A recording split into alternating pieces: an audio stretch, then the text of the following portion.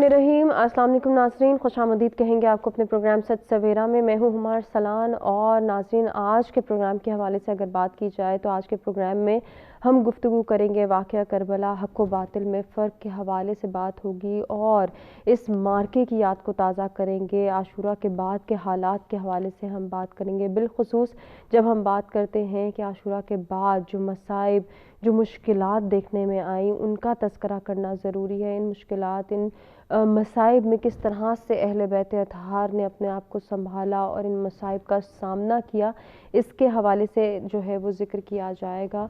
और जिस तरह से हम गुफ्तगू करते आ रहे हैं आशूरा के बाद के हालात के हवाले से, तो ये वाक़या करबला हमें क्या पैगाम देता है, क्या दर्स देता है, इसको शामिल करना भी बहुत ज़रूरी है। बिलख़ुसूस बीबी ज़ैनब सलामुल्लाह अलैहा की इस्तकामत, उनके सब्र तहम्मुल की तलकीन और किस तरह से उन्होंने लुटे हुए काफ़िले को संभाला, उस पर बात होगी। इसके साथ साथ बेवाओं, यतीमों और इस लुटे हुए काफ़िले के हालात और मसाइब का तज़किरा होगा। इसके साथ साथ हम आज के प्रोग्राम में जो है वो आगाज़ करेंगे अपनी गुफ्तगू का वाक़या करबला के हालात के हवाले से। और इसी वाक़या करबला में जब हम बात करते हैं कि सफ़ीर करबला इमाम ज़ैनुल आबिदीन अलैहिस्सलाम का किरदार, वो इनकलाबी किरदार जिसका तज़किरा आज के प्रोग्राम में किया जाएगा, उस किरदार से हमें क्या सीखने को मिलता है, हम किस तरह से सीख सकते हैं, इमाम ज़ैनुल आबिदीन अलैहिस्सलाम की ज़ात मुबारका हमें क्या पैगाम देती है, क्या दर्स देती है, उनकी ज़ात अक़दस को समझना कितना ज़रूरी है मौजूदा दौर के इंसान के लिए, आज के नौजवान के लिए, आज के मुसलमान के लिए।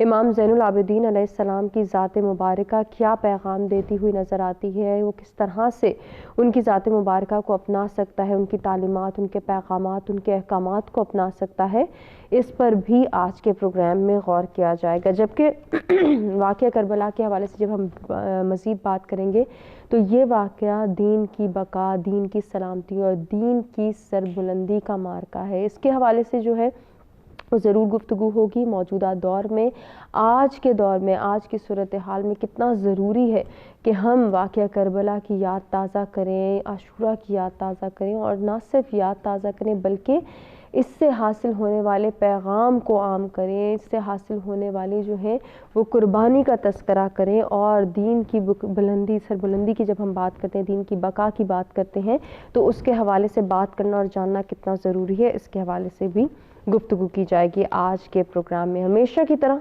कुछ मेहमान हमारे साथ मौजूद हैं जिनका तारुफ़ कराते हैं, गुफ्तगू का आगाज़ करते हैं। आज के प्रोग्राम में भी जो पैनलिस्ट हमारे साथ मौजूद होंगे, बेहतरीन इस्लामिक स्कॉलर्स में उनका शुमार होता है। तारुफ़ कराते हैं, गुफ्तगू का आगाज़ करते हैं। सबसे पहले जो मेहमान हमारे साथ मौजूद हैं, मौलाना पीर अतीक अहमद चिश्ती साहब, आपको खुशामदीद कहते हैं। अस्सलाम वालेकुम। आज के दूसरे मेहमान अल्लामा लियाकत अली आवान साहब हमारे साथ मौजूद हैं, उनको भी खुशामदीद कहते हैं। अस्सलाम वालेकुम। बहुत शुक्रिया आपकी तशरीफ़ आवरी का। आज के तीसरे मेहमान का तारुफ़ कराएंगे और उनको भी प्रोग्राम में खुशामदीद कहेंगे। मुफ्ती इमरान हबीब ज़ियाई साहब हमारे साथ मौजूद हैं। मुफ्ती साहब, आपका वक्त देने का भी बहुत बहुत शुक्रिया। गुफ्तगू का आगाज़ करेंगे। सबसे पहले बात करेंगे मौलाना साहब से। मौलाना साहब, वाक़या करबला के हवाले से मैं चाहूँगी कि आप अपना इज़हार ख़याल पेश करें। बिस्मिल्लाहिर्रहमानिर्रहीम। वाक़या करबला हक़ व बातिल का मार्का है बेशक, और ये सिर्फ़ हम जो अहले ईमान हैं और जो इमाम अली मकाम की कुर्बानियों को सलाम पेश करने वाले लोग हैं, सिर्फ़ हम नहीं मानते बल्कि सारी दुनिया इस वक्त जब भी कोई किसी मुसीबत में घिरता है, किसी पर जुल्म होता है, मज़लूमियत की ज़िंदगी जो गुजार रहा होता है, उसे अपनी मज़लूमियत के सहारे के लिए सिर्फ़ एक ही हस्ती नज़र आती है, इमाम अली मकाम अलैहिस्सलाम की।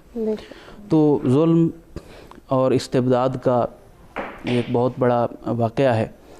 और इस्लाम की बका, जिस तरह के हमारा आज का मौजू भी है कि इस्लाम की बका वाक़या करबला से हम किस तरह सीखते हैं और किस तरह हमें नज़र आती है वाक़या करबला में। ख़ुद सैयदना इमाम अली मकाम अलैहिस्सलाम से मंसूब एक जुमला है, अगरचे ये मुहक्कक या मुतहक्कक नहीं है, बाज़ हज़रात कहते हैं कि ये किसी अदीब का कौल है, लेकिन ये इमाम अली मकाम का जो उस वक्त का की हालत थी और जो आपका रवैया था, वो इन जुमलों से ज़ाहिर होता है। आप फरमाते हैं, इन काना दीन मुहम्मदिन लम यस्तक़िम इल्ला बिक़त्ली फ़या सुयूफ़ खुज़ीनी। आप फरमाते हैं कि अगर रसूल पाक अलैहिस्सलाम का दीन मेरे कत्ल के बग़ैर मुस्तकीम नहीं होता, उसमें इस्तेहकाम नहीं आता, तो ऐ तलवारों आओ और मुझे पकड़ लो, मेरे टुकड़े टुकड़े कर दो। यानी आपका जो इक़दाम है, आपका जो क़याम है, वो सिर्फ़ और सिर्फ इस्तिक़ामत दीन और क़याम दीन के लिए है, अल्लाह और उसके रसूल के दीन को बचाने के लिए। हम तारीख़ का जब मुताला करते हैं तो उस वक्त का जो हुक्मरान है उसके कैरेक्टर के हवाले से और उसने जो कुछ दीन इस्लाम के साथ खिलवाड़ किया उसके हवाले से ऐसी ऐसी बातें मिलती हैं कि ईमान वाला जो है बंदा वो बर्दाश्त नहीं कर सकता। हम आज के दौर के मुसलमान मोमिन बर्दाश्त नहीं कर सकते। तो जो रसूल पाक अलैहिस्सलाम की मसनद पे बैठे हुए इमाम अली मकाम हैं, हुजूर के जानशीन हैं, मौलाए कायनात के जानशीन हैं, वो उस जुल्म व सितम को कैसे बर्दाश्त कर सकते हैं। रसूल पाक अलैहिस्सलाम ने जिस चीज़ को हराम किया है उस वक्त का हुक्मरान उसको हलाल कर रहा है, जिस चीज़ को हुजूर ने हलाल किया है वो हराम कर रहा है। दीन इस्लाम के अहकामात का मजाक उड़ाया जा रहा है, सरे आम बुराई हमें नज़र आती है उस दौर में। तो उसके ख़िलाफ़ उठना ये मनसब था इमाम अली मकाम अलैहिस्सलाम का। आपके मनसब का तकाज़ा ये था, इमाम बरहक हैं, आप रसूलुल्लाह के नायब हैं दुनिया में, तो रसूलुल्लाह के नायब को वो इक़दाम करना था। और उसके हवाले से रसूल पाक अलैहिस्सलाम ने इससे पहले बारहा ये इरशाद फरमा दिया था। करबला के वाक़यात की तफसीलात हम अगर तारीख़ को एक साइड पे भी रखें तो हदीस की किताबों में हमें करबला की जुज़ियात तक मिलती हैं कि ये कुछ करबला में होगा, मेरे बेटे के साथ, मेरे शहज़ादे के साथ ये होगा, मेरे ख़ानदान के साथ ये कुछ किया जाएगा। तो ये सारे का सारा हमें रसूल पाक की अहादीस मुबारका से मिलता है और फिर तारीख़ में उसकी तफसील हमें मिलती है। तो हक़ व बातिल का मारका है, इसमें तो कोई शक व शुबा नहीं है। और ये सिर्फ हम नहीं मानते बल्कि जो इस्लाम को भी नहीं मानते वो भी इस चीज़ को मानते हैं कि हक़ व बातिल में इम्तियाज़ का नाम इमाम हुसैन अली मकाम अलैहिस्सलाम। बेशक बजा फरमाया आपने, बहुत खूबसूरती के साथ जो है अपने इब्तिदाई में आपने वाक़या करबला के हवाले से फरमा दिया। आगा साहब, मेरी आपसे भी यही गुजारिश है कि वाक़या करबला का बर्पा होना किसी क़यामत से कम नहीं, इसके बाद जो मसाइब और मुश्किलात का पहाड़ हमें नज़र आता है उन हालात का तज़किरा कीजिए। औज़ु बिल्लाहि मिनश शैतानिर रजीम, बिस्मिल्लाहिर्रहमानिर्रहीम, अस्सलामु अला हुसैन व अला अली इब्न हुसैन व अला औलादिल हुसैन व अला अस्हाबिल हुसैन। वाक़या करबला एक ऐसा वाक़या है कि तारीख़ में उसकी नज़ीर नहीं मिलती और न ही क़यामत तक फिर ऐसा कोई वाक़या रूनुमा होगा। यहाँ देखना ये है कि इस मारके करबला में कौन किसके सामने खड़ा है। मारके करबला में एक तरफ नवासे रसूल हैं, वो हस्ती हैं कि जिनके बारे में ये इरशाद हुआ इन्नल हुसैन मिस्बाहुल हुदा व सफ़ीनतुन नजा, कि हुसैन इब्न अली हिदायत का चराग़ है और निजात की कश्ती है। अगर आपने हिदायत लेनी है इस चराग़ की रोशनी से अपने दिलों को मुनव्वर करना होगा।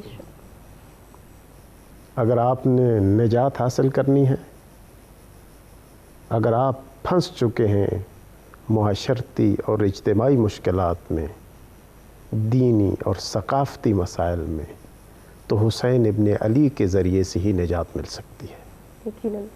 एक तरफ ये हस्ती हैं जिनके बारे में ये इरशाद हुआ अहब्बल्लाहु मन अहब्ब हुसैना, कि अल्लाह ताला उससे मोहब्बत करता है जो हुसैन इब्न अली से मोहब्बत करता है। इमाम हुसैन का मुहिब महबूब इलाही करार पाता है। और इरशाद हुआ कि अल्लाह अगर किसी बंदे से भलाई और नेकी का इरादा करता है तो उसके दिल में मोहब्बत हुसैन डाल देता है। बहुत सारी बेशुमार रिवायात, अहादीस, फ़ज़ाइल, कमालात इमाम हुसैन अलैहिस्सलाम के मुख्तलिफ़ मसालिक के मुहद्दिसीन ने, मुअर्रिखीन ने अपनी कुतुब में नकल किए हैं कि जिनको ज़िक्र करने की यहाँ फ़ुर्सत नहीं है। اور نہ ہی ہم امام حسین علیہ السلام کے فضائل اور کمالات کو کما حق ہو بیان کر سکتے ہیں۔ اس نواس رسول کے فضائل اور کمالات کو ہم کیسے بیان کریں کہ جس کے فضائل ان کی ولادت کے وقت رسول خدا بیان کرتے ہیں؟ ہم کیسے بیان کریں فضائل سید الشہداء کو کہ جن کی ولادت کے وقت ان کے مصائب پر رسول خدا گریہ فرماتے ہیں؟ ایک طرف یہ ہستی ہیں، اور میں سمجھتا ہوں کہ کربلا میں جو امام حسین علیہ السلام نے ذمہ داری ادا کی، یہ اللہ تعالیٰ نے ذمہ داری امام علیہ السلام کو سونپی تھی، یہ اللہ کے رسول نے امام علیہ السلام کو ذمہ داری سونپی۔ یہ وہی سلسلہ تھا جو حضرت آدم سے چلتا آ رہا تھا، اسی کی تکمیل کی سید الشہداء نے کربلا میں۔ کیوں کہ اس دور میں ایک ظالم، فاسق، فاجر شخص تخت پر جا بیٹھا تھا کہ جو انسانی قدروں کو پامال کر رہا تھا، فقط اسلامی اقدار کا مخالف نہیں تھا، فقط اسلامی اقدار کا ہی دشمن نہیں تھا، بلکہ انسانی اقدار کا بھی دشمن تھا، اور وہ اسلام ناب کو ختم کرنا چاہتا تھا، اسلام کے حقیقی پیغام کو ختم کرنا چاہتا تھا، اور اس سنت رسول کو، تعلیمات قرآن کو ختم کرنا چاہتا تھا۔ تو امام علیہ السلام نے قیام فرمایا اور لوگوں کو بھی متوجہ کیا کہ آپ دیکھ نہیں رہے؟ اما ترون ان الحق لا يعمل به، کہ آپ کو نظر نہیں آتا کہ حق پر عمل نہیں کیا جا رہا؟ وان الباطل لا يتناهى عنه، اور باطل سے دوری اختیار نہیں کی جا رہی۔ یعنی حالات یہ تھے کہ حق سے لوگ دور ہو چکے تھے اور غلط چیزوں کو لوگوں نے اپنا لیا تھا۔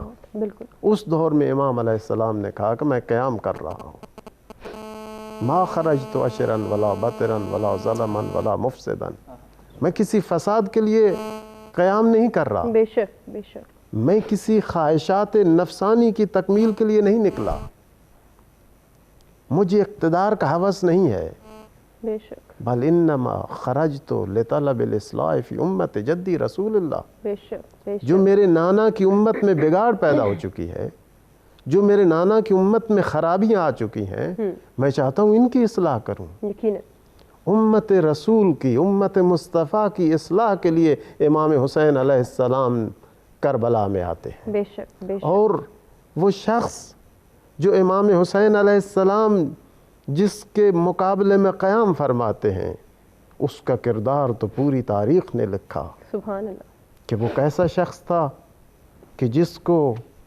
اسلامی اصولوں کی کوئی پرواہ نہیں تھی، جس کو اسلامی تعلیمات کی جس کے سامنے کوئی قدر نہیں تھی۔ جی شراب نوشی ہو، ہر قسم کا گناہ ہو، وہ شخص انجام دیتا تھا، بے شک، اور بیٹھا کہاں تھا؟ دعویٰ کیا کر رہا تھا کہ میں منبر رسول پر بیٹھا ہوں، میں تخت خلافت پر بیٹھا ہوں۔ تو امام حسین علیہ السلام نے اپنا وظیفہ سمجھا اور اس کے نتیجے میں ہر قسم کے مصائب اور مشکلات کو برداشت کیا، اور یہ مصائب اور مشکلات فقط امام حسین علیہ السلام نے برداشت نہیں کیے، بلکہ ان کے ساتھ ان کا خانوادہ بھی تھا، ان کے ساتھ ان کا خاندان بھی تھا، ان کے ساتھ امام زین العابدین علیہ السلام بھی تھے، ان کے ساتھ سیدہ زینب کبریٰ سلام اللہ علیہا بھی تھیں۔ بے شک بے شک، انہی مصائب کا تذکرہ بھی کیا جائے گا، اور انہی کے حوالے سے جب ہم بات کرتے ہیں تو مفتی صاحب یقیناً آپ اس بات کو آگے بڑھائیں گے کہ واقعہ کربلا کو جب یاد کرتے ہیں تو جس طرح سے ابھی علامہ صاحب نے فرمایا کہ تب اقتدار ہار گیا لیکن کردار جیت گیا، جو کہ رہتی دنیا تک یاد رکھا جائے گا۔ بسم اللہ الرحمن الرحیم۔ یقیناً آج کا جو ٹاپک ہے، جو عنوان ہے، ایک وسیع ترین ٹاپک ہے، اور اس پہ سیر حاصل گھنٹوں گفتگو کی جا سکتی ہے، لیکن یہ موضوع اور یہ مضمون ختم ہونے والا نہیں ہے۔ یقیناً واقعہ کربلا ایک ایسی حقیقت کا نام ہے جس کو کبھی فراموش نہیں کیا جا سکتا، اور واقعہ کربلا ایک ایسا واقعہ ہے کہ جس کی واقعتاً تاریخ میں نہ کوئی مثال، کوئی نظیر مل ہی نہیں سکتی۔ حضرت آدم علیہ السلام سے لے کر امام علی مقام سید الشہداء امام حسین علیہ السلام تک جتنے بھی واقعات رونما ہوئے ان میں ایک انوکھا اور ایک عجیب و غریب جسے کہا جا سکتا ہے کہ ایسا واقعہ رونما ہوا جس نے رہتی دنیا تک یہ مثال قائم کر دی کہ اگر کوئی اتنا بڑا صبر کا پہاڑ بن کر اس کا سامنا کر سکتا ہے ہر قسم کی مخالفت کا، ہر قسم کی دشمنی کا، تو اس صبر کے پہاڑ کا نام امام حسین ہے۔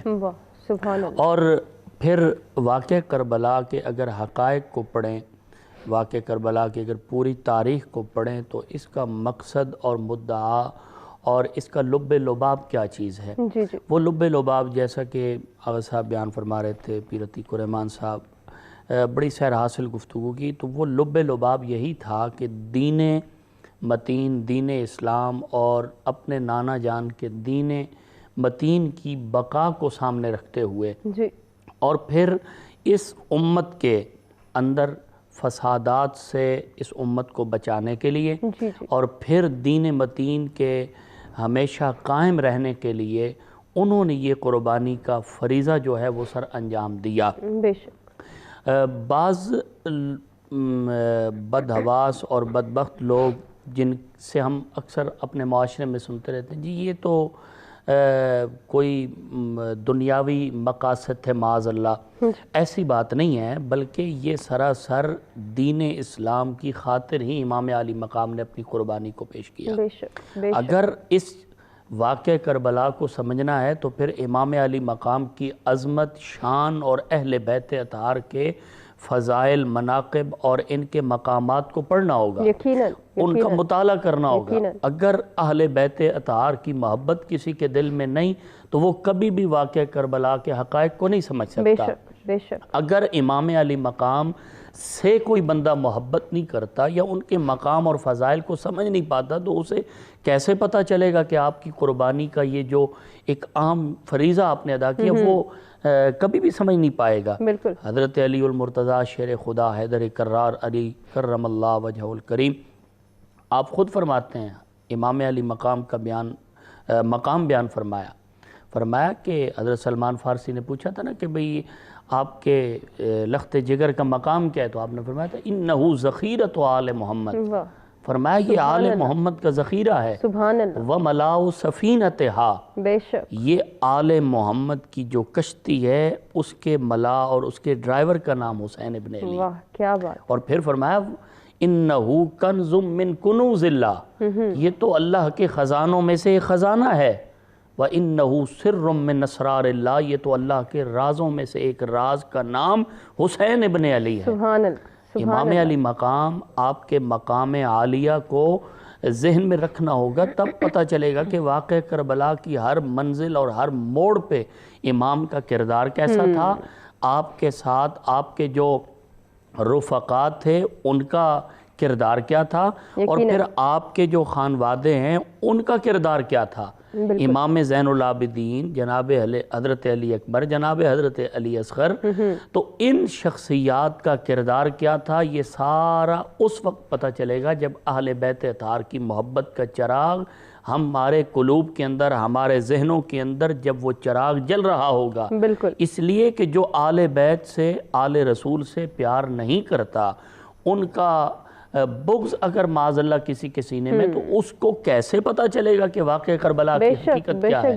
پتہ چلا تو علامہ اقبال جیسی شخصیات کو پتہ چلا جنہوں نے کہا تھا غریب و سادہ و رنگین ہے داستان حرم، نہایت ہے جس کی حسین ابتدا ہے اسماعیل۔ سبحان اللہ، سبحان اللہ۔ اس کو ہم کنٹینیو کریں گے مفتی صاحب، ہمیں ایک بریک کی جانب بڑھنا، بریک سے واپس آتے ہیں گفتگو کو آگے بڑھاتے ہیں۔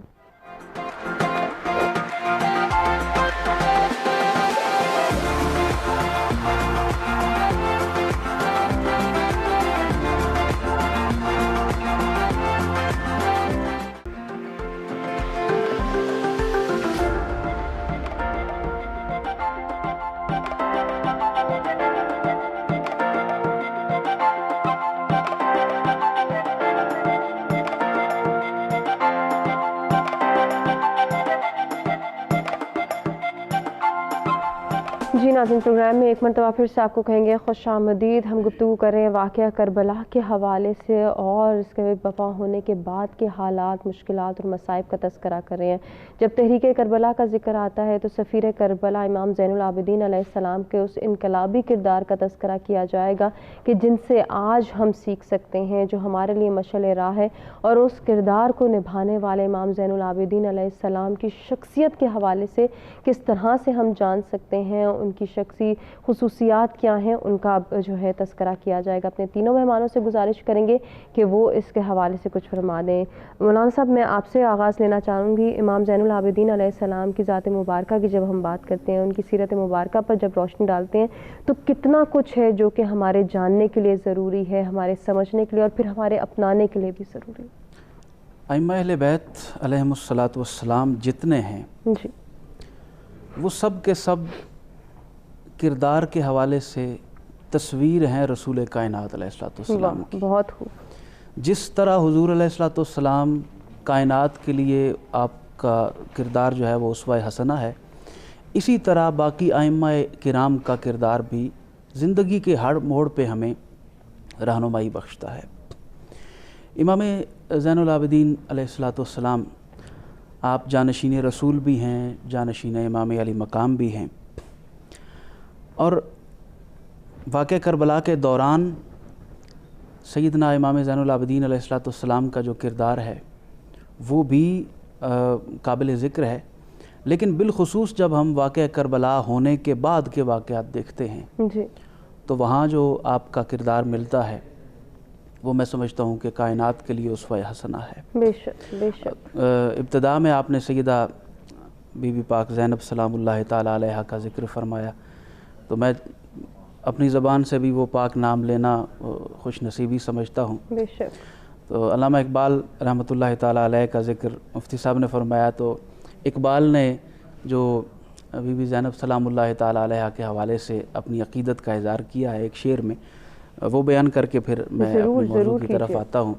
इकबाल फरमाते हैं कि हदीस इश्क दो बाबस्त करबला व दिमश्क, यके हुसैन रकम कर दो दीगरे ज़ैनब। हदीस इश्क जो है उसके दो चैप्टर हैं। एक इमाम अली मकाम अलैहिस्सलाम ने रकम किया है, लिखा है, और दूसरा बीबी पाक ज़ैनब सलामुल्लाह अलैहा ने लिखा है।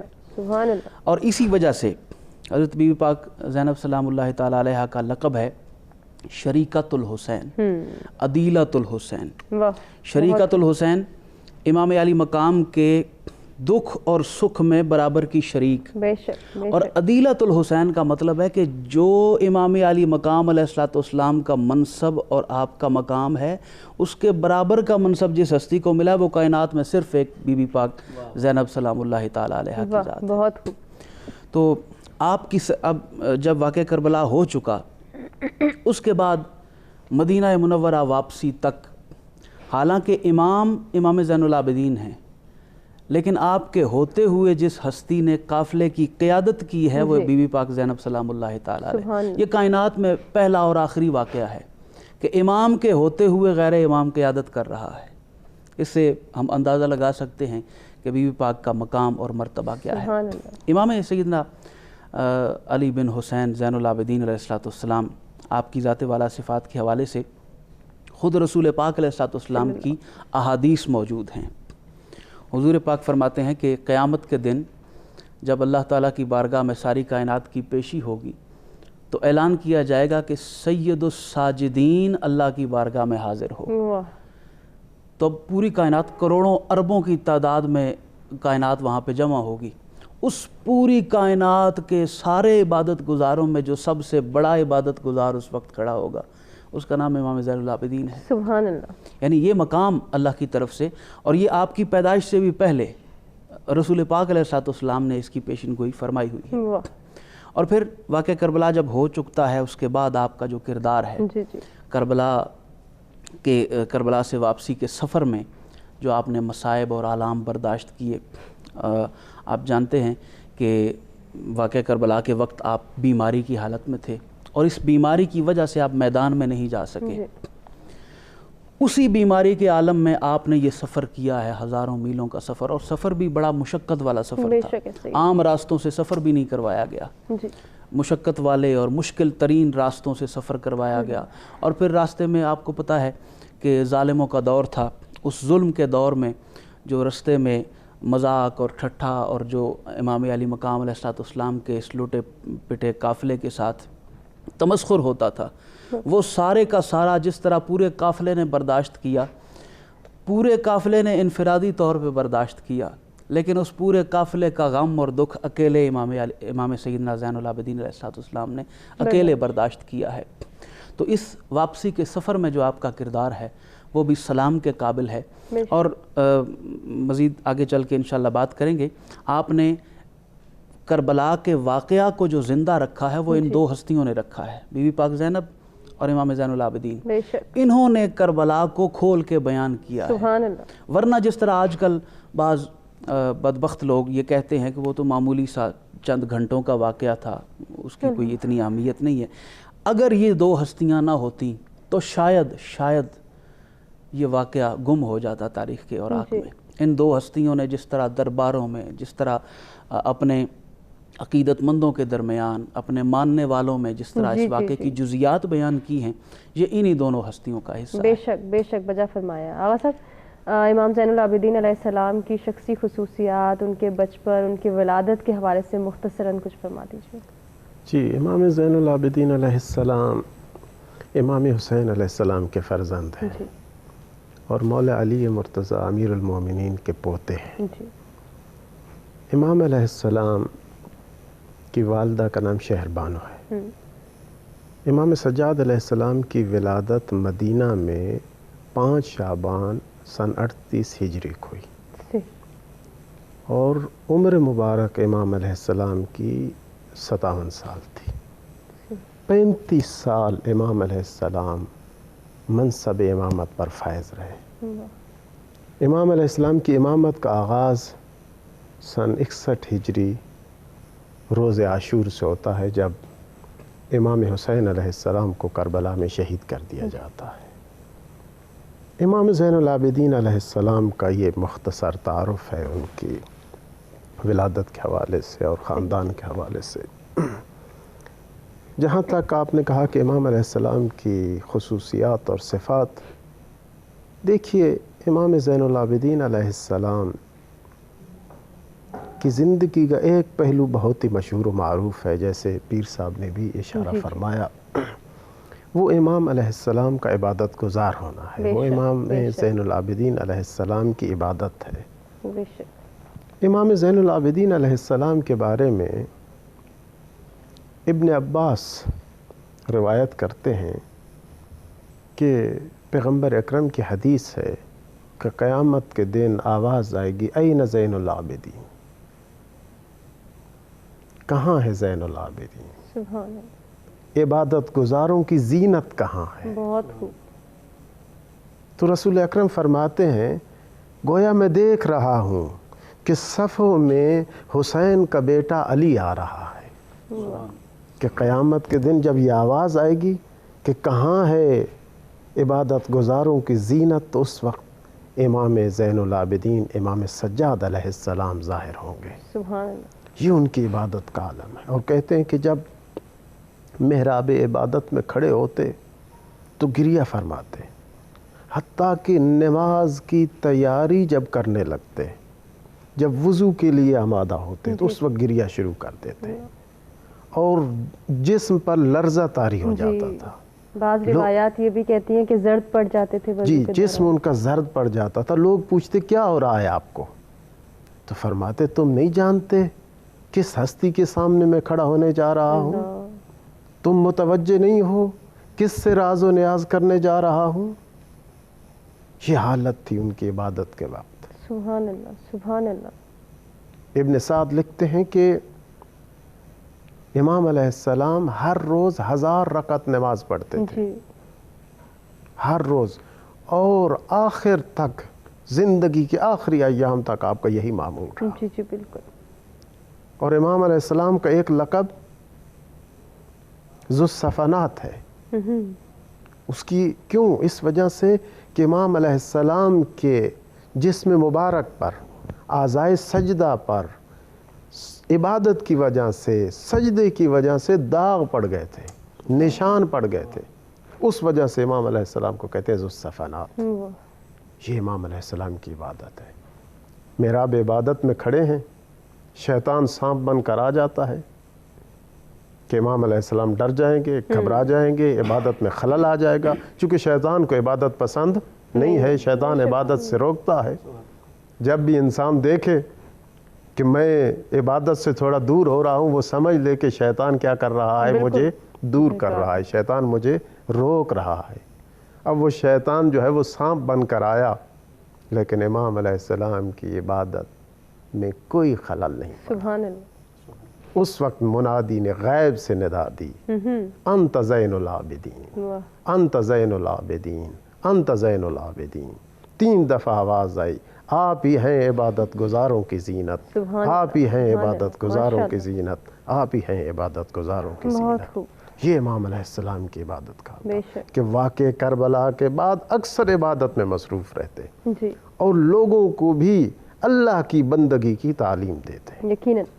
और इसके अलावा अगर वक्त है तो जी जी ज़रूर, आप फरमा दीजिए। इमाम अलैहिस्सलाम इबादत के अलावा इमाम अलैहिस्सलाम की आपको उनकी ज़िंदगी में एक और जो चीज़ मिलेगी वो गिरिया है, बुका है। मौजू भी ये था कि किस तरीके से इमाम अलैहिस्सलाम ने तहरीक करबला में किरदार अदा जी किया जी है। बिल्कुल। इमाम अलैहिस्सलाम का एक किरदार वो है जो आप रोज़े आशूर को मैदान करबला में देखते हैं कि मसलहत इलाही की वजह से इमाम अलैहिस्सलाम बीमार हो जाते हैं। जी।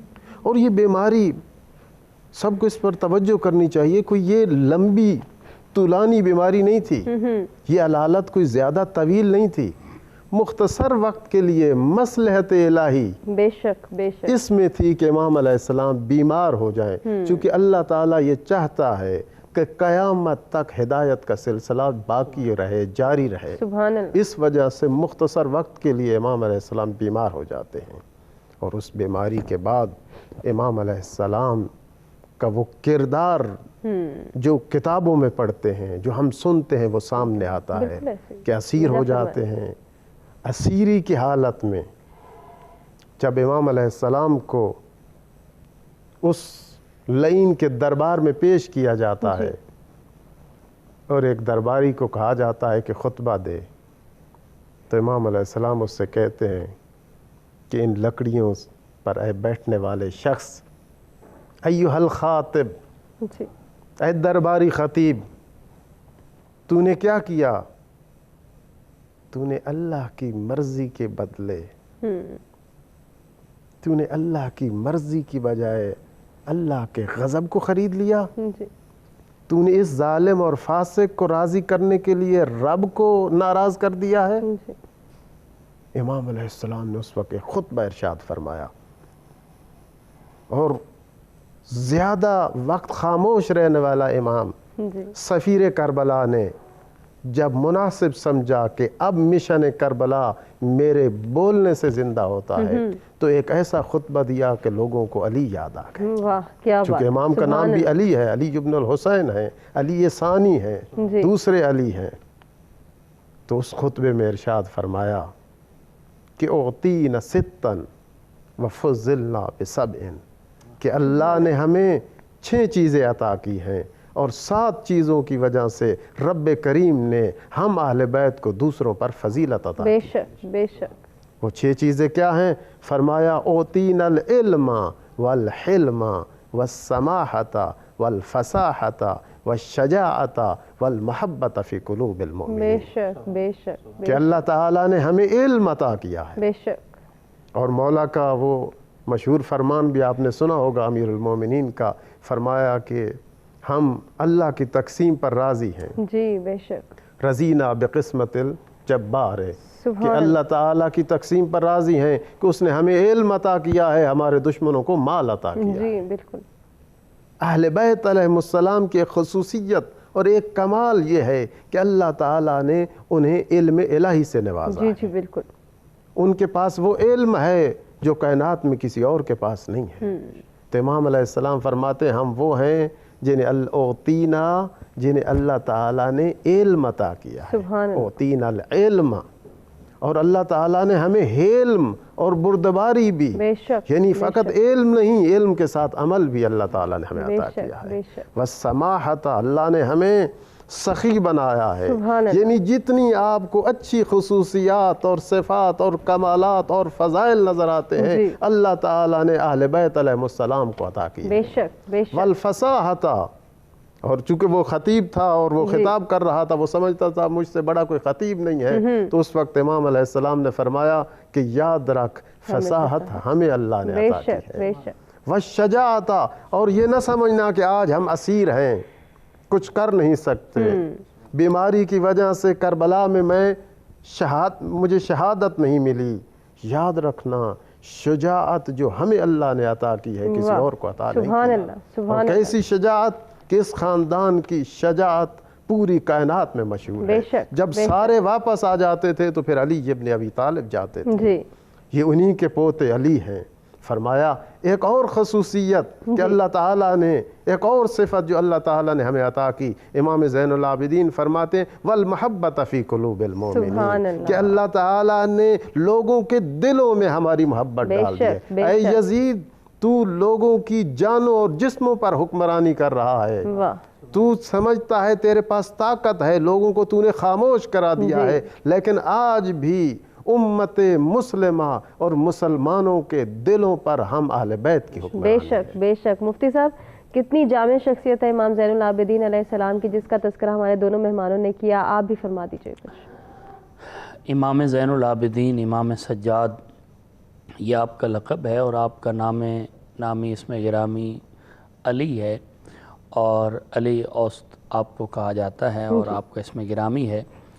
اور امام زین العابدین کے حوالے سے بڑی خوبصورت گفتگو علماء کرام نے فرمائی۔ یقیناً آپ کی شخصیت ایک جامع شخصیت ہے، اور جنہوں نے اپنی نگاہوں سے واقع کربلا کو دیکھا اور اپنے وجود مسعود کے ساتھ میدان کربلا میں آپ موجود رہے، اور پھر واقع کربلا کو اپنے سارے نگاہوں سے اس منظر کو دیکھا، یقیناً وہ شخصیت کیسے اس واقع کربلا کو بھول سکتے ہیں جنہوں نے خود وہاں موجود ہو کر یہ سارا منظر دیکھا ہو۔ اور امام زین العابدین کی شخصیت جامع شخصیت اس طرح ہے کہ آپ کے اندر جو کمالات اور جو فضائل پائے جاتے ہیں اور جو مناقب ہیں آپ کے، وہ بے مثال ہیں۔ آپ سخاوت کے معاملے میں بھی بے مثال، عبادت کے معاملے میں بھی بے مثال، اور پھر گریہ اور رب ذوالجلال کی بارگاہ میں ایک عاجزانہ اس کی بارگاہ میں اپنی جو ان کی مقبولیت تھی وہ جدا گانا تھی۔ جیسا کہ ابھی ذکر ہوا کہ امام زین العابدین وہ شخصیت ہے جن کو میدان محشر میں بھی عزت سے نوازا جائے گا۔ یقیناً وہ گھرانہ ایسا گھرانہ ہے کہ جن کو دنیا میں تو اللہ نے عزت دی ہی دی ہے نا، لیکن میدان محشر میں بھی جن کا ایک مقام جدا گانا ہوگا، اور وہ ساری کائنات میں محبت جو کرنے والے ہیں ان کی پھر اس دن بخشش بھی وہ فرما رہے ہوں گے اور بخشوا بھی رہے ہوں گے یقیناً۔ امام زین العابدین، امام سجاد، آپ کا یہ واقع کربلا کو دیکھنا اور پھر وہاں اس موقع پر بیمار ہونا، جیسا کہ علامہ لیاقت صاحب فرما رہے تھے کہ یہ ایک اللہ کی حکمت اس کے اندر شامل تھی کہ ایک مختصر سے دورانیے میں یہ بیماری کا آنا، اور یہ اس میں حکمت یہی تھی کہ قیامت تک رہتی دنیا تک جو صحیح معنوں میں واقع کربلا کو بیان فرمائیں گے اور اس دین متین کی خدمت اور پھر اس دین متین کو زندہ رکھیں گے، تو وہ شخصیت امام زین العابدین کی ہے۔ بے شک، بے شک۔ مفتی صاحب، مجھے ایک بریک کی جانب بڑھنا ہے، ناظرین بریک سے واپس آئیں گے، ہم مفتی صاحب سے گفتگو کے سلسلے کو آگے بڑھائیں گے۔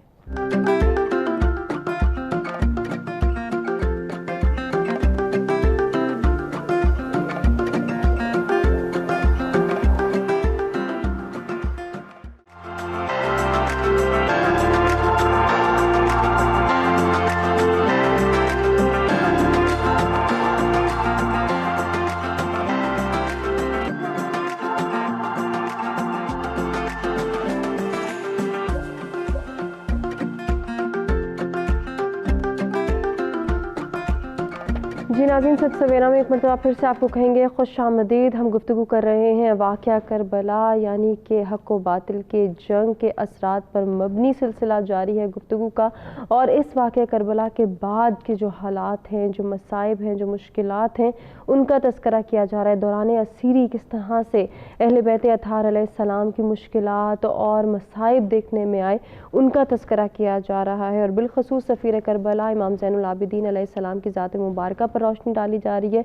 उनका इनकलाबी किरदार जो कि हमें वाक़या करबला के बाद नज़र आता है, उस पर रोशनी डाली जा रही है। ब्रेक पर जाने से कबल भी इसी हवाले से गुफ्तगू हुई थी। इसी सिलसिले को आगे बढ़ाएंगे। स्टूडियोज़ में जो हमारे साथ मेहमान मौजूद हैं, उनमें हमारे साथ हैं जी मौलाना पीर अतीक अहमद चिश्ती साहब, अल्लामा लियाकत अली आवान साहब और मुफ्ती इमरान हबीब ज़ियाई साहब, जिनसे हम इन टॉपिक्स से रिलेटेड गुफ्तगू करें। ब्रेक पर जाने से कबल मुफ्ती साहब से बात हुई थी। मुफ्ती साहब, मैं आपसे गुजारिश करूँगी कि आप अपनी बात को मुकम्मल करें। इमाम ज़ैनुल आबिदीन इमाम सज्जाद आपके हवाले से मैं अर्ज़ कर रहा था, यकीनन आपकी शख्सियत पे मिसाल है। इबादत का आलम ये था कि अगर नमाज की नीयत करते हैं तो हज़ार हज़ार रकात एक ही मर्तबा जो है वो पढ़ जाते हैं, और फिर हर रोज़ का ये मामूल था, और फिर तिलावत कुरान, और फिर इस कदर आप महव इबादत होते थे कि दाएं बाएं के हालात और वाक़यात की गोया आपको ख़बर ही नहीं। इस कदर जो हैं वो अनवार व तजल्लियात, रब्बे ज़ुल जलाल के अनवार व तजल्लियात में आप गुम होते थे। एक मर्तबा आप इबादत में मसरूफ़ हैं और घर में आग लग गई किसी वजह से, तो दाएं बाएं से लोग जमा हो गए। सब ने कहा, ए इब्ने रसूल, आग लग गई है, हर तरफ आग ही आग है, कहीं नुकसान न पहुँचे। लेकिन इमाम, आप नमाज के अंदर ही हैं। जब आपकी नमाज मुकम्मल हुई तो आपने पूछा, उस वक़्त तक आग भी बुझा दी गई थी, पूछा गया कि भाई मामला क्या हुआ? तो लोगों ने कहा कि इस तरह आग लगी थी, आपको ख़बर नहीं हुई। सब आपको आवाज़ भी दे रहे हैं, नमाज ख़त्म फरमाइए, और ये आग जो है ये जल रही है, कहीं नुकसान ना पहुँचे किसी हवाले से भी। तो आपने फरमाया, कौन सी आग? मुझे तो इस बारे में नहीं पता। पूछा गया कि क्या आप वाकई नमाज में थे, इस बारे में आपको नहीं पता? आपने फरमाया, मैं तो अल्लाह की इबादत कर रहा था, मैं तो नमाज में था। तो उनका तकवा, उनकी परहेज़गारी और फिर इबादत इलाही में इस कदर महव होना, यानी आज हम देखें हमारी नमाज का आलम क्या होता है कि हम नमाज में होते हैं तो दाएं बाएं हर बंदे की खबर भी होती है, और आने वाली आवाज़ भी आ रही होती है, और फिर ज़हन पता नहीं कहाँ से कहाँ जो है वो चक्कर लगा रहा होता है। तो उनकी इबादत का आलम क्या था, खुद अंदाज़ा लगाइए। और फिर इमाम ज़ैनुल आबिदीन, आप वाक़या करबला के बाद कभी मुस्कराए नहीं, कभी ज़िंदगी में नहीं मुस्कराए, सिवाय एक आध बार के। कहीं भी हमें ऐसा वाक़या नहीं मिलता कि आप कभी मुस्कराए हों। तो वो बड़ा मशहूर एक रिवायात में मिलता है एक वाक़या, कि वो एक यमन से आया हुआ हकीम, जब उसने इब्ने रसूल, किसी ने उसको बताया कि इमाम यहाँ पे रहते हैं, इब्ने रसूल हैं, तो उसने मुलाकात चाही। तो अचानक जब वो वहाँ पे पहुँचा तो इमाम ज़ैनुल आबिदीन, आपका गिरिया और आपका रोना, और फिर इस कदर आप खामोश रहते थे ज़्यादातर। तो उसने पूछा कि मैं आपका इलाज कर सकता हूँ? इमाम ने फरमाया, तुम क्या इलाज करोगे, तुम्हारे पास क्या क्या इलाज है? उसने कहा, मैं फ़लाँ दवा दे सकता हूँ आपकी, मैं, ताकि आप खुश हों, ताकि आप माहौल के मुताबिक चलें। इमाम ने फरमाया, वो कैसे? उसने कहा कि आप अगर परेशान रहते हैं तो कभी कभार हंस के, मुस्करा के अपने साथियों से गुफ्तगू फरमा लिया करें। तो इमाम की आंखों में आंसू आया। आपने फरमाया, जब से वाक़या करबला इन निगाहों से देखा है, कभी ये निगाहें, कभी ये नज़रें जो हैं, कभी मेरी आंखें आंसुओं से जो है वो खाली नहीं हो पाई, तो मैं मुस्कराऊँ कैसे? मैंने ख़ुद वो वाक़या करबला अपनी आंखों से देखा। फिर उसने कहा कि हुज़ूर, पानी के दाएं बाएं सहरा में कहीं सैर व तफरी के लिए आप तशरीफ़ ले जाया करें साथियों के साथ। इमाम ने, आपकी फिर चीख निकली। आपने फरमाया, जब से नहर फ़ुरात को दूर से देखा है, अब किसी और दरिया, किसी और पानी को देखने की तबीयत ही नहीं चाहती। फिर उसने कहा कि कभी बाज़ार साथियों के साथ आ जाया करें, आया जाया करें, ताकि तबीयत में एक अच्छा पन महसूस हो और ख़ूबसूरती आए, ताकि मुस्कराएँ आप, तो खुशी आए। आपने फरमाया, जब से शाम और दमिश्क के बाज़ार देखे हैं, कभी किसी बाज़ार में जाने का जी नहीं चाहता। तो वो इमाम ज़ैनुल आबिदीन की शख्सियत के ज़िंदगी में कभी नहीं मुस्कराए, اور پھر اس قدر شفقت اور اس قدر پیار محبت مخلوق خدا سے جی کہ جب آپ کے شہزادے آپ فرماتے ہیں کہ جب آپ کو غسل دیا جا رہا تھا اس دوران ہم نے دیکھا آپ کے جسم پہ رسیوں کے نشانات موجود ہیں، اور جب پوچھا جاتا ہے کہ یہ وجہ کیا ہے تو بتایا جاتا ہے کہ آپ رات کو جب مخلوق خدا سو جاتی تھی تو غریبوں کے گھر خود راشن چھوڑ کے آتے تھے، خود ان کا سامان اٹھا کے ان کے گھروں تک پہنچا کے آتے تھے۔ تو ایسی شخصیات جو امام ہیں اور پھر مخلوق خدا کا اس قدر خیال رکھنے والی شخصیت، اور پھر واقعہ کربلا کے بعد جس قدر مصائب اور مشکلات کا سامنا امام زین العابدین کو اٹھانا پڑا شاید کسی اور کو نہیں اٹھانا پڑا، اس لیے کہ وہ یزیدیت کا دور تھا، اور پھر یزیدی تو ہر دور میں رہے ہیں، اور پھر ان کا وہ ٹھٹھا، وہ مذاق، وہ باتیں کرنا اور وہ طرح طرح کے، تو امام زین العابدین ہر موڑ پہ ایسی باتوں کو برداشت کرتے آئے ہیں، اور پھر جو محب اہل بیت تھے پھر ان کو اس بات سے بھی منع کرتے تھے کہ تم ایسے یزیدی سوچ کے جو فکر کے جو حامل لوگ ہیں ان کا سامنا اگر کرنا پڑ جائے تو کنارہ کشی کر لیا کرو، اس لیے کہ آل رسول کا یہ کردار ہے کہ کبھی وہ بدلہ نہیں لیتے، بلکہ جب بھی بدلہ لیتے ہیں تو مسکرا کے جواباً ارشاد فرماتے ہیں۔ تو وہ جب امام زین العابدین مدینے سے واپسی پر جب ایک آ جاتا ہے وہ بھاگا ہوا اس لشکر سے، تو امام اسے دودھ بھی پیش کر رہے ہیں، پانی بھی دے رہے ہیں، واپسی پہ جو ہے وہ زیادہ راہ بھی دے رہے ہیں، تو وہ اس نے پیچھے مڑ کے جب کہا تھا کہ شاید آپ نے مجھے پہچانا نہیں، فرمایا بالکل میں نے پہچانا ہے، لیکن یاد رکھنا وہ تمہارا کردار تھا، یہ ہمارا کردار ہے۔ تو انہوں نے اپنے کردار سے یہ باتیں ثابت کی ہیں کہ ہم آل رسول پر جتنے بھی ظلم ڈھائے گئے، جتنے ستم ڈھائے گئے، تو ہم نے جواباً ان کو کبھی بھی جو ہے وہ تلوار سے جواب نہیں دیا، کبھی ان کو تان و تشنیع نہیں کی، بلکہ ہم نے پیار محبت سے جواب دیا، اس لیے کہ آل رسول کا یہی وطیرہ ہے، یہی آل رسول کا کردار ہے۔ بے شک وجہ فرمایا، اور بہت خوبصورتی کے ساتھ بیان فرمائی امام کی شخصیت آپ نے۔ علامہ صاحب جیسے کہ ابھی مفتی صاحب نے بڑی خوبصورت واقعات کی روشنی میں ہمیں بتایا کہ امام زین العابدین علیہ السلام کا کیا کردار رہا، ان کے حیات طیبہ سے ہمیں کیا تعلیمات، کیا پیغامات ملتی ہیں، ان تعلیمات اور پیغامات پر آج کے نوجوان، آج کے انسان اور آج کے مسلمان کو عمل پیرا ہونے کی کتنی ضرورت ہے؟ جیسا کہ میں نے بھی عرض کیا، حضرات علماء کرام نے بھی ارشاد فرمایا کہ ائمہ اہل بیت تصویر رسول ہوتے ہیں، جیسے حضور علیہ السلام کی سیرت ساری کی ساری قابل عمل ہے، اسی طرح سیدنا امام زین العابدین علیہ السلام کی سیرت مطہرہ ساری کی ساری قابل عمل ہے۔ ضرور علامہ صاحب اس حوالے سے گفتگو کریں گے۔ میں چاہ رہی ہوں تھوڑا سا آغا صاحب سے بھی ہم جو ہے وہ جان لیں۔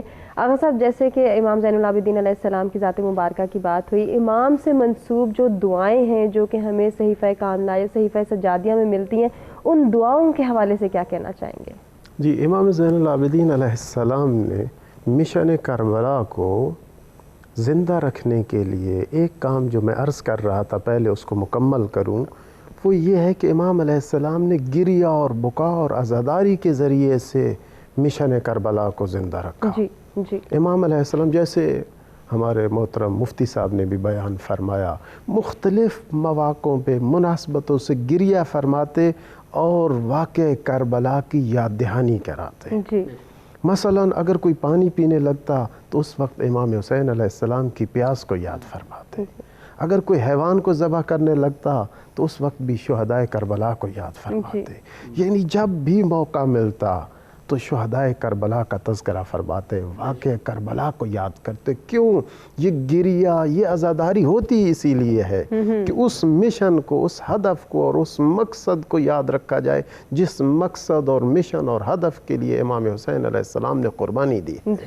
تو اس ذریعے سے یعنی گریہ اور بکا اور عزاداری کے ذریعے سے مشن کربلا کو زندہ رکھا، تحریک کربلا کی تکمیل میں اپنا کردار ادا کیا۔ ایک شخص آتا ہے، کہتا ہے کہ اے فرزند رسول، کب تک آپ گریہ فرماتے رہیں گے؟ کئی سال ہو گئے، آپ ابھی تک گریہ کر رہے ہیں۔ اس وقت فرماتے ہیں آپ نے انصاف نہیں کیا۔ میں اس کا مفہوم بیان کر رہا ہوں کہ آپ نے انصاف نہیں کیا، حضرت याकूब का एक फर्जंद, एक बेटा गुम हो गया था, शहीद नहीं हुआ, कातिल नहीं हुआ, 12 बेटों में से एक बेटा गुम हो गया था और उन्हें मालूम था कि वो जिंदा है, लेकिन उसके गुम होने पर इतना गिरिया किया कि उनकी आंखें सफ़ेद हो गई। कुरान भी कहता है कि याकूब की आंखें सफ़ेद हो गई, आंखों की बीनाई चली गई। और ऐ शख्स मेरे सामने मेरे बाबा को, मेरे सामने मेरे चचा को, मेरे सामने मेरे भाइयों को शहीद कर दिया गया और 17 मेरे ख़ानदान के लोगों को करबला के मैदान में शहीद कर दिया गया। कैसे मैं गिरिया न करूं, कैसे मैं न रहूं। तो इमाम अलैहिस्सलाम ने गिरिया के ज़रिए से इस मिशन को ज़िंदा रखा। एक और जो आपने सवाल फरमाया, लेकिन उसके लिए आप मुझे वक्त देंगी ताकि मैं थोड़ा कुछ बयान कर सकूं। इमाम अलैहिस्सलाम ने दुआओं के ज़रिए से उस मकसद को लोगों तक पहुंचाया जिस मकसद के लिए इमाम हुसैन अलैहिस्सलाम ने कुर्बानी दी है। इमाम अलैहिस्सलाम ने दुआया अंदाज में लोगों को अकायद की तालीम दी, दुआया अंदाज में इस्लामी और इंसानी अक़दार को सिखाया, तहज़ीब का बतलाया, दुआओं के ही अंदाज में लोगों को अहले बैत की अज़मत बताई, दुआ के ही अंदाज में लोगों को तौहीद बताई। यानी फ़कत दुआएं नहीं है इमाम ज़ैनुल आबिदीन अलैहिस्सलाम की, बल्कि मारिफ़े इस्लामी का एक ख़ज़ीना है। बेशक इमाम अलैहिस्सलाम की ये दुआएं सहीफ़ा कामिला के नाम से मशहूर हैं, सहीफ़ा सज्जादिया के नाम से मशहूर हैं। और इमाम अलैहिस्सलाम ने ख़ुद ही इनको लिखवाया अपने बेटे इमाम मोहम्मद बाक़िर अलैहिस्सलाम को। उस वक्त इमाम जाफ़र सादिक़ अलैहिस्सलाम भी मौजूद हैं। वो दुआएं जो लिखवाईं उनका नाम है सहीफ़ा कामिला, सहीफ़ा सज्जादिया। वो एक किताबी सूरत में मौजूद हैं। मैं अपने नाज़रीन की खिदमत में ये अर्ज़ करूँगा कि ये दुआएं इमाम ज़ैनुल आबिदीन अलैहिस्सलाम की मारिफ़ इस्लामी का एक अहम ख़ज़ाना है। इनके अंदर असरार और रुमूज़ तौहीद मौजूद हैं, इनके अंदर अज़मत पैगम्बर अकरम मौजूद है। इमाम अलैहिस्सलाम की इन दुआओं में अज़मत अहले बैत मौजूद है। अगर कोई शख्स चाहता है कि तौहीद क्या है तो उसे इमाम अलैहिस्सलाम की इन दुआओं का मुताला करना चाहिए। और इमाम अलैहिस्सलाम की ये दुआएं आप देखें कि इमाम अलैहिस्सलाम इब्न जोज़ी लिखते हैं कि इमाम ज़ैनुल आबिदीन अलैहिस्सलाम मुसलमानों पर हक़ उस्तादी रखते हैं। किस तरीके से? वो कहते हैं अगर इमाम अलैहिस्सलाम न होते तो हमें पता ही नहीं चलता कि अल्लाह से हमने किस तरीके से मुखातिब होना है, किस अंदाज से हमने अल्लाह से गुफ्तगू करनी है। इमाम अलैहिस्सलाम ने हमें सिखाया अगर तलब बारान करनी है तो अल्लाह से इस तरीके से मांगो, अगर आपने इस्तिग़फ़ार और तौबा करनी है तो उसके सामने इस अंदाज से गिड़गिड़ाओ, अगर आपको कोई हाजत चाहिए, अगर आपको कोई मकसद है, कोई परेशानी है तो इस अंदाज से रब्बे करीम से गुफ्तगू करो। यानी अल्लाह से गुफ्तगू का अंदाज इमाम ज़ैनुल आबिदीन ने सिखाया। तो इसी वजह से इब्न जोज़ी कहते हैं कि इमाम ज़ैनुल आबिदीन पूरी उम्मत पर हक़ उस्तादी रखते हैं। ये है इमाम अलैहिस्सलाम की दुआएं सहीफ़ा सज्जादिया। और एक और आलिम फरमाते हैं कि इमाम अलैहिस्सलाम की ये दुआएं उनके जानिशीन रसूल होने की दलील है। वाह, बहुत खूब। और एक और उलमा ने इन्हीं दुआओं को यानी इन्हीं दुआओं के मजमूए सहीफ़ा कामिला को कहा है ये ज़बूर आले मोहम्मद है, ये इंजील अहले बैत है। बहुत खूब। और मुख्तलिफ उलमा ने, मुख्तलिफ मसालिक के उलमा ने मुख्तलिफ ज़मानों में इस सहीफ़ा सज्जादिया पर अपने मकाले लिखे, तकारीर की। और इस सहीफ़ा सज्जादिया की शुरुआत मुख्तलिफ ज़बानों में, फ़ारसी में, अरबी में, उर्दू में मिलती हैं। और एक तर्जमा जो पाकिस्तान में बहुत मशहूर है वो अल्लामा मुफ्ती जाफ़र हुसैन अल्लाह मकामहू का है कि जिसके अंदर 68 दुआएं इमाम ज़ैनुल आबिदीन से जो मंसूब हैं वो नकल की गई है मुख्तलिफ मुनासबतों से कि आपने जुमा के दिन कौन सी दुआ पढ़नी है, आपने अरफा के दिन कौन सी दुआ पढ़नी है, आपको जब कोई हाजत जो परेशानी है तो उस वक्त कौन सी दुआ पढ़नी है। तो मुख्तलिफ दुआएं जो है इमाम अलैहिस्सलाम ने तालीम फरमाई है। तो आज जो इमाम अलैहिस्सलाम की अमानत हमारे पास मौजूद है वो ये दुआएं हैं। बेशक। तो हमें चाहिए कि इमाम अलैहिस्सलाम की इन दुआओं से इस्तिफादा करें यकीनन। और इन्हीं दुआओं के ज़रिए से हम भी अल्लाह ताला से अपनी हाजात तलब बहुत खूब, बहुत खूब। अब आते हैं उस सवाल की जानिब कि कितना ज़रूरी है कि इन तालीमात पर, इन दुआओं पर, इन तमाम तर दुआओं को अपनी ज़िंदगी का शुआर भी बनाएं और इनके हवाले से अपनी आने वाली नस्ल को भी तालीमात दें। जी पीर साहब। जैसा कि मैं अर्ज़ कर रहा था जी जी जी। कि इमाम अली मकाम इमाम हुसैन के आप जानशीन हैं सैयदना इमाम ज़ैनुल आबिदीन अलैहिस्सलाम, तो तमाम आइम्मा की सीरत हमारे लिए मिशाल राह है। बेशक। चूँकि आज का मौजू जब हमने शुरू किया था तो करबला के बाद जो सैयदना इमाम ज़ैनुल आबिदीन अलैहिस्सलाम का किरदार रहा है और आपका जो मनसब रहा है, उस हवाले से हमने बात शुरू की थी। तो मैं इससे ख़ाइफ़ हूँ कि कहीं बहुत अहम एक बात मैं कहनी चाहता हूँ वो रह ना जाए। वाक़या करबला के बाद एक और बहुत बड़ा जुल्म हुआ है। सन 61 हिजरी में वाक़या करबला होता है, उसके तकरीबन 2 साल के बाद एक और वाक़या जिसको वाक़या हर्रा कहा जाता है।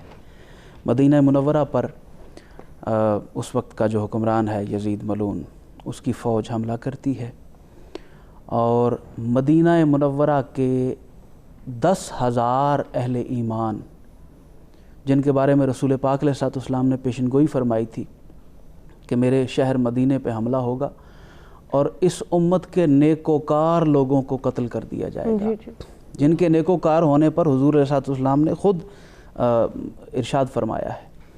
तो 10,000 मदीना शरीफ के लोगों को शहीद किया गया और 3 दिन तक मस्जिद नबवी, वो मस्जिद जो रसूल पाक अलैहिस्सलाम की नमाज़ पढ़ने की जगह है, जिस मस्जिद में हसनैन करीमैन नमाज़ पढ़ते रहे, उस मस्जिद के सहन में इस मलून फ़ौज ने घोड़े बांधे, गंदगी फैलाई। मदीना वो ऐसी बातें हैं कि हम दिल जो है वो फटता है कि ऐसा जुल्म हुआ है।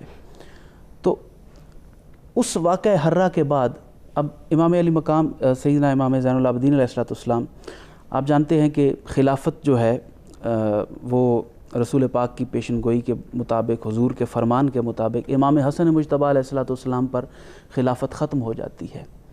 और अब जब आखिर ज़मान आएगा और फिर इमाम अली हज़रत इमाम महदी अलैहिस्सलाम तशरीफ़ लाएंगे तो आप वो खिलाफत का निज़ाम कायम फरमाएंगे। उसके दौरान खिलाफत का निज़ाम कायम नहीं हो सकता। हुजूर का अपना फरमान है अल खिलाफत बादी सलासूना सनतन। तो अब खिलाफत चूँकि ख़त्म हो चुकी है, मदीना शरीफ के लोग इस वाक़या हर्रा के बाद इमाम ज़ैनुल आबिदीन की बारगाह में हाज़िर होते हैं कि सरकार आप खिलाफत का ऐलान फरमाएं, हम सारे मदीने वाले आपके हाथ पे बैत करते हैं। अब एक तरफ मदीने वालों की ऑफ़र है, दूसरी तरफ रसूल पाक का फरमान है और आपको ये इल्म है कि हुजूर के फरमान के मुताबिक अब खिलाफत बर्पा हो ही नहीं सकती। आप फौरी तौर पे उस ऑफ़र को रद्द फरमा देते हैं। बज़ाहिर देखा जाए तो मदीना शरीफ वाले तो सारे आस लेके आए थे, एक उम्मीद लेके आपकी बारगाह में आए थे, लेकिन आपको ये इल्म था, आपकी फ़रासत और सियासी बसीरत, हम शुरू से बयान कर रहे हैं कि आप आबिद से थे, जाहिद थे, सखी थे, सारा कुछ, लेकिन आप देखें कि आपकी सियासी बसीरत कितनी है कि आपको इल्म था कि मदीने के लोग तो बैत कर लेंगे, लेकिन इतनी फैली हुई जो सल्तनत है उस तक ये पैगाम कौन लेके जाएगा? वहाँ तो सब दुश्मनों की हुकूमत है। अगर मैं इनसे बैत लेता हूँ तो मदीने वालों पर मज़ीद जुल्म व सितम ढाया जाएगा, तो उस मज़ीद जुल्म से बचाने के लिए आप उस ऑफ़र को रद्द फरमा देते हैं। वाक़या हर्रा के हवाले से एक और बड़ी खूबसूरत बात मैं अर्ज़ करूँ कि जैसा कि मैंने पहले अर्ज़ किया कि ये रसूलुल्लाह की तस्वीर होते हैं।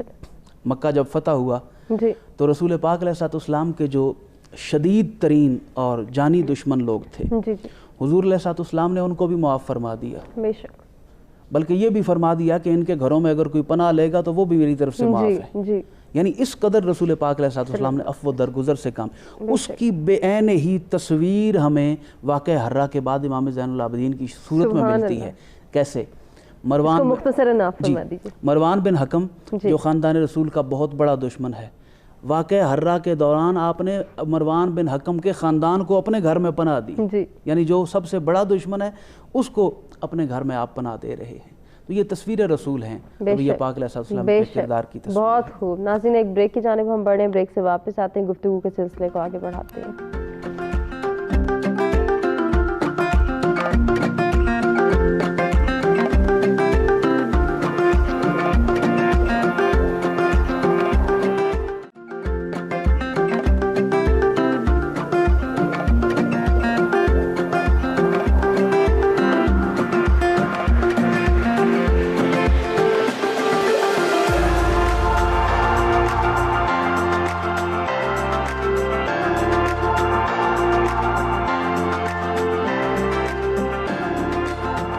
پروگرام میں ایک مرتبہ پھر سے آپ کو کہیں گے خوش آمدید. ہم گفتگو کر رہے ہیں واقعہ کربلا اور اس کے بعد پیش آنے والے حالات کے حوالے سے. ان مصائب کا تذکرہ کر رہے ہیں اور مشکلات کا تذکرہ کر رہے ہیں جو کہ دوران اسیری اہل بیت اطہار علیہ السلام نے فیس کیے. انہوں نے ان مشکلات کا کس طرح سے سامنا کیا، اس پر جو ہے وہ گفتگو کے سلسلے کو آگے بڑھائیں گے. اور واقعہ کربلا بالخصوص جب ہم بات کرتے ہیں کہ یہ ہمیں کیا پیغام دیتا ہے، کیا درس دیتا ہے، کیا تعلیمات ہم حاصل کر سکتے ہیں، تو یقیناً یہ دین کی سربلندی کا باعث ہے، یہ دین کی بقا، اسلام کی بقا کا باعث ثابت ہوا. اور اس پیغام کو، اس تعلیم کو، اس درس کو ہم کس طرح سے سمجھ سکتے ہیں، میں اپنے تینوں مہمانوں سے گزارش کروں گی کہ وہ اس پیغام کے حوالے سے ہمیں کچھ بتائیں. آج کے دور کے مسلمان، آج کے نوجوان، آج کے انسان کس طرح سے جو ہے وہ رہنمائی حاصل کر سکتے ہیں واقعہ کربلا سے. مفتی صاحب میں آپ سے شروع کرنا چاہوں گی اور آغاز میں یہی سوال کہ کس طرح سے آج ہم جو ہے واقعہ کربلا سے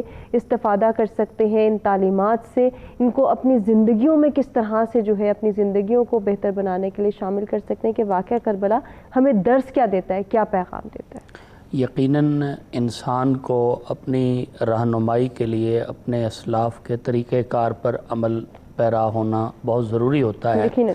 اور پھر جہاں تک ہمارے اسلاف کی بات ہے تو اہل بیت اطہار اور اہل بیت رسول کی سیرت جو ہے، ان کی سیرت بالکل رسول اللہ صلی اللہ علیہ وآلہ وسلم کی حیات طیبہ کا نمونہ اور آئینہ ہے. بے شک. امام علی مقام کی حیات طیبہ سے لے کر امام سجاد کی جو ہے وہ حیات طیبہ تک اگر ہم ان ائمہ اہل بیت اطہار کی سیرت کو پڑھیں تو امام علی مقام کے حوالے سے اگر دیکھا جائے تو امام علی مقام نے زندگی میں کبھی کوئی نماز نہیں چھوڑی. جی. ٹھیک ہے. واقعہ کربلا سے پہلے، واقعہ کربلا کے دوران، واقعہ کربلا کے سفر کے دوران ائمہ اہل بیت اطہار میں یہ بات رہی ہے کہ کبھی بھی انہوں نے نماز بلکہ بغیر جماعت کے بھی نہیں ادا فرمائی. نماز کی امامت فرماتے تھے اور جماعت سے نماز پڑھتے تھے. ایک تو رہا کہ اس پورے سفر میں نماز قضا نہیں ہوئی. جی. دوسرے نمبر پہ ان شخصیات نے اپنے کردار سے لوگوں کو اپنی طرف بلایا. یقیناً. ان شخصیات نے اپنے کردار کا اظہار کر کے اور یہ بتایا کہ ہم واقعی خاندان رسول ہیں. بے شک. تو اس پیغام سے پھر لوگوں کو انہوں نے اسلام کی طرف متوجہ کیا ہے. بہت خوب. امام علی مقام اور پھر امام علی مقام کے شہزادگان جناب علی اکبر ہوں، جناب حضرت علی اوسط، امام زین العابدین ہوں. جناب علی اکبر کا وہ مشہور و معروف قول جو آپ نے کربلا میں فرمایا تھا، آپ نے فرمایا تھا کہ انا علی ابن حسین، میں علی بن حسین ہوں. اور حسین کون ہے؟ حسین ابن علی، وہ علی کے بیٹے ہیں. پھر فرمایا کہ نحن اہل البیت اولا بالنبی صلی اللہ علیہ وسلم، فرمایا کہ ہم وہ اہل بیت ہیں کہ جن کا روئے زمین پر، آسمان کے نیچے اور زمین کے اوپر کوئی بھی ایسی شخصیت نہیں، کوئی بھی ایسا خاندان نہیں جس کا رسول اللہ سے زیادہ قربت والا رشتہ ہو. فرمایا وہ ہم اہل بیت ہیں جو سب سے زیادہ رسول اللہ کے قریبی ہیں. اور پھر اس قربت کے نتیجے میں آپ نے بتا دیا کہ واقعی ہم اپنا تن من دھن سب کچھ قربان کر سکتے ہیں پر اپنے نانا جان کے دین پر کبھی کوئی آنچ نہیں آنے دیں گے. جناب علی اکبر، جناب حضرت امام سجاد، امام زین العابدین، آپ نے اپنے کردار سے، اپنی حیات طیبہ سے یہ سبق دیا.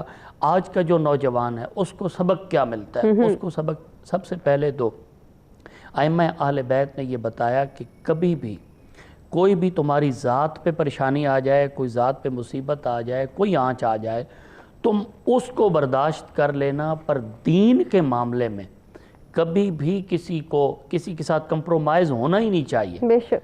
आज हमारे नौजवान, ये फितनों का दौर है, फितने कादियानियत हो या कोई और फितना हो, फितने यजीदियत हो, तो उसके सामने नौजवान के पाँव डगमगाने लग जाते हैं। तो ये इमाम ज़ैनुल आबिदीन और इमाम जनाब अली अकबर और इन आइम्मा ने ये हमें सबक दिया कि कभी भी दुश्मन किसी सूरत में भी सामने आ जाए तो उसके सामने डगमगाना नहीं, बल्कि एक पहाड़ की तरह खड़े हो जाना है और सब्र का दामन अपने हाथ से जाने नहीं देना।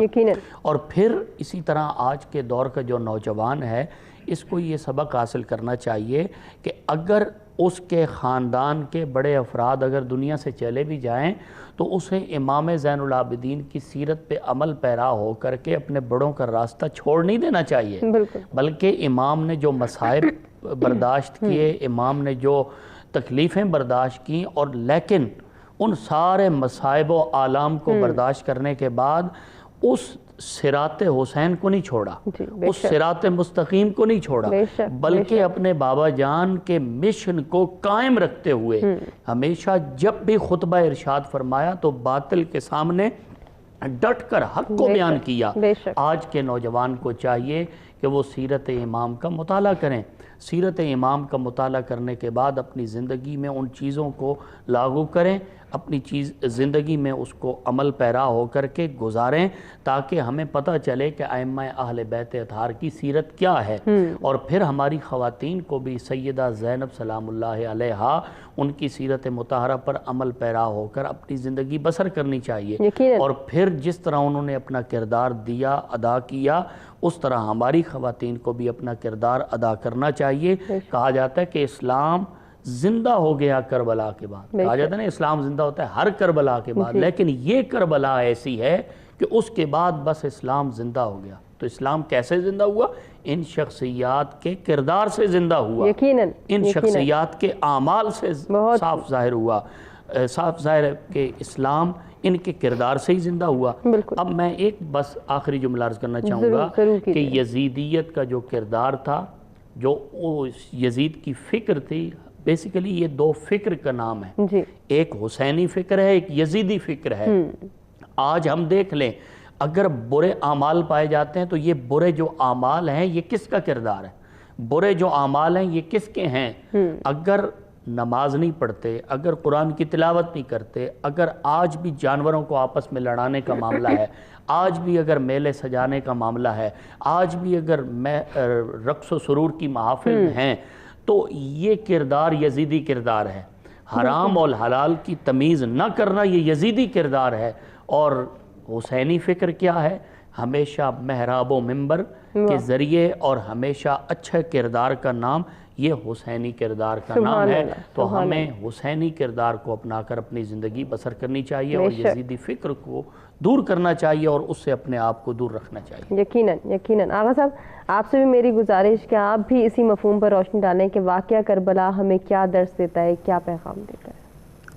जी, वाक़या करबला से जो हमें दर्स मिलता है कि जिन हस्तियों ने क़याम फरमाया और ये सारे मसाइब बर्दाश्त किए, उन हस्तियों से बढ़कर बाफजीलत कोई हस्ती पैगम्बर अकरम के बाद इस कायनात में मौजूद नहीं है। जब वो हक़ के लिए मसाइब और मुश्किलात बर्दाश्त कर सकते हैं, मज़ालिम सह सकते हैं, तो हमें भी दीन हक़ की सरबुलंदी के लिए हर किस्म की कोशिश करनी चाहिए और हर किस्म की कुर्बानी के लिए तैयार रहना चाहिए। इस्लामी और इंसानी अक़दार पर जब भी हमला हो, जहाँ से भी हमला हो, जो भी हमला आवर हो, तो हमें भी वही किरदार अदा करना चाहिए जो इमाम हुसैन अलैहिस्सलाम ने करबला में किरदार अदा किया था। लेकिन अगर आप मुझे वक्त दें तो मेरी बहस जो है वो मुकम्मल नहीं हुई थी। वो जो आपने सवाल भी किया था कि इमाम ज़ैनुल आबिदीन अलैहिस्सलाम की दुआएं, देखिए करबला वालों ने हमारे लिए एक तो अपनी सीरत छोड़ी है। इस वाक़े करबला से हमने जो दर्स लेना है, एक ये है कि हमने उनकी सीरत पर अमल करना है। दूसरा, उन्होंने हमारे दरमियान अपना कलाम भी छोड़ा है, अपनी गुफ्तगू छोड़ी है। हमें उनके कलाम को समझना होगा, پڑھنا ہوگا اور اس پر عمل کرنا ہوگا۔ یقیناً امام زین العابدین علیہ السلام نے ہمارے لیے 2 بہترین تحفے اور 2 بہترین ان کی طرف سے ہدیے چھوڑے گئے ہیں۔ وہ ایک ہے رسالہ حقوق، حقوق کا رسالہ۔ یہ امام علیہ السلام نے بھی خود تدوین فرمایا، جس کے اندر 50 قسم کے حق بیان کیے گئے۔ مثلا اس کے اندر اولاد کا کیا حق ہے اس کو بیان کیا گیا ہے، والدین کا کیا حق ہے اس کو بیان کیا گیا ہے، پڑوسیوں کا کیا حق ہے، والدین کے علاوہ، پڑوسیوں کے علاوہ، اولاد کے علاوہ حکمران کا کیا حق ہے، رعیت کا کیا حق ہے، اسی طریقے سے امام کا کیا حق ہے اس کو بیان کیا گیا، ایک دوست کا کیا حق ہے اس کو بیان کیا گیا۔ مختلف قسم کے حقوق اس رسالہ حقوق میں بیان کیے گئے ہیں۔ ایک چھوٹا سا رسالہ ہے، انٹرنیٹ پر بھی موجود ہے، کتابی صورت میں بازار میں بھی موجود ہے۔ ہمیں چاہیے محبان اہل بیت علیہ السلام کو کہ امام علیہ السلام کے اس کلام سے استفادہ کریں۔ اور دوسری چیز جس کے بارے میں گفتگو ہو رہی تھی وہ صحیفہ کاملہ سجادیہ ہے۔ امام علیہ السلام نے اس زمانے میں جو کربلا کے بعد سخت ترین دور تھا، ایسا دور تھا کہ کسی کو بات کرنے کی اجازت نہیں تھی، تو امام علیہ السلام نے دعا کے اسلحے کے ذریعے سے دشمن کی سازشوں کو ناکام بنایا۔ نسیم امروی نے ایک بڑا خوبصورت جملہ لکھا ہے، وہ کہتے ہیں کہ دشمن نے کبھی تیغ زبان استعمال کی اور کبھی زبان تیغ استعمال کی کہ اہل بیت کے مقام اور مرتبے کو ختم کیا جائے، لیکن سید سجاد نے دعاؤں کے اسلحے کے ذریعے سے دونوں ہتھیاروں کو کند کر کے رکھ دیا۔ اور علامہ طنطاوی مصری جو اہل سنت کے ایک بزرگ عالم دین ہیں، انہوں نے صحیفہ سجادیہ کی عظمت پر ایک مقالہ لکھا ہے۔ اسی طرح سے ایک اور علامہ ہیں، علامہ جمعہ، انہوں نے بھی ایک مقالہ لکھا ہے۔ 3-4 علماء ہیں جن کے مقالے اس کتاب کے اندر موجود ہیں۔ اور اس ایک مقالے کے آغاز میں امام علیہ السلام کی عظمت کو کہتے ہیں میں بیان نہیں کر سکتا، کہتے ہیں امام علیہ السلام کی عظمت کو فرزدق نے اپنے شعر میں بیان کرنے کی کوشش کی ہے، لیکن وہ بھی بیان نہیں کر سکا کہ فرزدق نے اس مشہور شعر میں یہ کہا ھذا الذی تعرف البطحا وطأتہ، کہ زین العابدین تو وہ ہستی ہیں جن کے نقش قدم کو مکہ کی سرزمین جانتی ہے، والبیت یعرفہ والحل والحرم، جن کی عظمت کو خانہ خدا جانتا ہے، حل و حرم جانتے ہیں، ھذا ابن خیر عباد اللہ کلہم، زین العابدین اس ہستی کے فرزند ہیں جو مخلوق میں سب سے بہتر ہیں، ھذا التقی النقی الطاہر العلم، یہ وہ ہستی ہیں جو پاک و پاکیزہ ہیں، جن کی پاک و پاکیزہ ہونے کی گواہی اللہ تعالیٰ نے قرآن کریم میں دی ہے۔ العلم، یہ تو مشہور و معروف ہیں، سارے جانتے ہیں۔ اور آگے بڑے خوبصورت انداز میں وہ کہتا ہے اذا رأتہ قریش قال قائلها، جب قریش کے کسی فرد نے دیکھا تو اس نے کیا خوبصورت انداز سے کہا الی مکارم ھذا ینتہی الکرم، کہ اس شخص کی عزتوں پر عزت ختم ہو جاتی ہے۔ وہ اس کے ذیل میں لکھتے ہیں یہ وہ ہستی ہیں جن کے اخلاق پر اخلاق کی انتہا ہوتی ہے، یہ وہ ہستی ہیں جن کی خاندانی شرافت پر شرافت کی انتہا ہوتی ہے۔ اور علامہ طنطاوی ایک شکوہ کرتے ہیں، بس میں اسی شکوہ کو آپ اجازت دیں تو پڑھتا ہوں۔ جی پڑھیے۔ وہ اسی صحیفہ کاملہ سجادیہ کے بارے میں خدا کی بارگاہ میں عرض کرتے ہیں خداوندہ یہ تیری کتاب قرآن کریم موجود ہے، اس کے علاوہ یہ اہل بیت اطہار میں سے ایک بزرگ ہستی کے ارشادات ہیں، یہ دونوں کلام یعنی اللہ کا کلام اور یہ صحیفہ کاملہ سجادیہ دونوں وہ اللہ کا کلام آسمان سے نازل ہوا، یہ صحیفہ سجادیہ اہل بیت کے صدیقین میں سے ایک صدیق کی زبان سے نکلا ہوا کلام ہے، دونوں آپس میں بالکل متفق ہیں۔ اور آگے وہ فرماتے ہیں اے ہندوستان، چونکہ اس وقت پاکستان نہیں بنا تھا، اے بر صغیر کے مسلمانوں، اے فرزندان اسلام، اے اہل سنت، اے اہل تشیع، کیا اب بھی وقت نہیں آیا ہے کہ تم قرآن اور اہل بیت کے مواعظ سے سبق حاصل کرو؟ یہ دونوں تم کو بلا رہے ہیں، یعنی قرآن بھی تمہیں بلا رہا ہے، اہل بیت بھی تمہیں بلا رہے ہیں، قرآن بھی تمہیں دعوت دے رہا ہے، اہل بیت کے مواعظ بھی تمہیں بلا رہے ہیں، یہ دونوں تم کو بلا رہے ہیں ان علوم کو حاصل کرنے کی طرف جن سے عجائب قدرت منکشف ہوتے ہیں اور خدا کی معرفت حاصل ہوتی ہے۔ اے اہل تشیع، اے اہل سنت، پہلے ان علوم کو حاصل کرو، انہی کے حاصل کرنے کا تمہیں قرآن اور پیشوایان مذہب کے ارشادات میں حکم ملا ہے۔ بے شک بے شک، بہت خوب۔ راما صاحب، آپ کیا کہنا چاہیں گے ہمارے ویئرز سے، ہمارے تمام ناظرین جو اس وقت یہ پروگرام دیکھ رہے ہیں، کہ ان کے لیے کتنا ضروری ہے وہ اس درس کو پھیلائیں، اس پیغام کو پھیلائیں جو کہ ہمیں جو ہے وہ واقعہ کربلا سے ملتا ہے؟ واقعہ کربلا اور سیدنا امام زین العابدین علیہ السلام، اس حوالے سے ہم نے بڑی اچھی الحمدللہ نشست ہوئی، بڑی اچھی گفتگو ہوئی۔ میں امام زین العابدین علیہ السلام کی سیرت کے حوالے سے ابھی چند لمحے پہلے آغا صاحب نے فرزدق کا ذکر کیا، تو میں اہل بیت کے اس عاشق صادق کا ایک اور جملہ اپنے ناظرین کی نظر کرنا چاہتا ہوں۔